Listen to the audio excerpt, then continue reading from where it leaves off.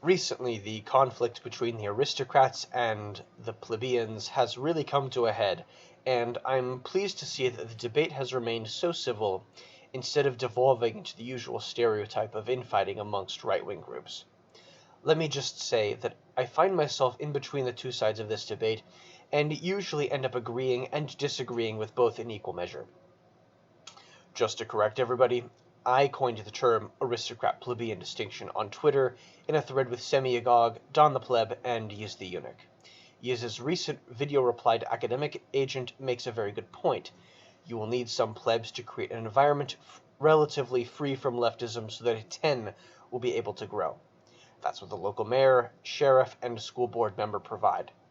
The problem that I see in actually achieving power and recruiting elites is that there are some very high-status people, either ruling or non-ruling elites, who actually buy into the myth of popular sovereignty. They genuinely believe it, whether rightly or wrongly.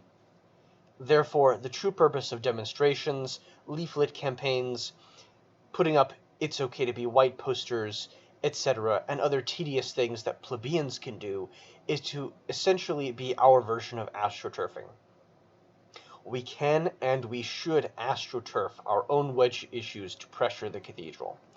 Since the current regime uses the mythos of popular sovereignty to justify its power, at some point the power of the mob will have to be tactically utilized to ensure that our shot at replacing the enemy elites will be unhindered by the midwits who stand in our way. Why is this important? Well, as I said, there are elites which enjoy huffing the smell of their own farts. Did any true ruler in history not believe in the ideology which justified his power? Even the most cynical still had to make obeisance to it, and those middling bureaucratic types which supported him certainly did believe. As I see it, the point of any astroturfing we might do is not necessarily to morally shame he who truly rules into giving up power, but it is to ensure that those who, under normal circumstances, would back the regime begin to doubt. It is to take individuals or groups who are in the enemy column and place them into the neutral column, thus turning those who are blue into those who are gray. Every day we see another person in the discourse who is further and further leftward start to question the cathedral's narratives. So this process is already happening. This is one reason why I am cautiously hopeful. There is obviously a real risk that the cathedral will devolve from a soft system of power to a more overtly oppressive like the USSR's. However, that requires the complicity of upper middle class and upper middle class liberals, and ironically, the more wokeness infiltrates the institutions, the more liberals find themselves being pushed out. Again, we do not need such people to be on our side per se, but we can use what message channels we have to continue to undermine their faith in the institutions and to not back the regime.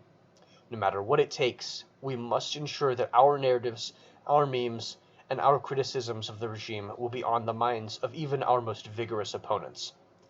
Undermine their faith.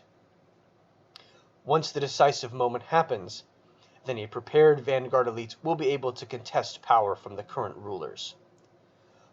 One last note. The aristocrat-plebeian distinction is nothing more than a division of labor. The plebeians provide the accomplishment of the dirty work that aristocrats find distasteful. The aristocrats must be the intellectual and moral spine of the movement, providing a positive vision and direction, as well as creating the organizations which give the plebs a place to go where they can earn a salary and provide for their families when they stick their neck out for the cause. Thus, they would have little incentive to stay blue when their hearts are red. Aristocrats must provide the vision and the plan to get that vision implemented in the real world. The plebs must coordinate with the aristocrats to ensure that such a vision is technically and logistically attainable, and execute it. This is why there must be harmony between the two groups. A king without subjects or a kingdom to rule over is no kingdom at all, regardless of any sort of hereditary claim. In my view, Tywin Lannister is correct. Any man who has to say, "I am the king," is no true king. In essence, another duty of the aristocrats is also to make up a kind of priestly caste.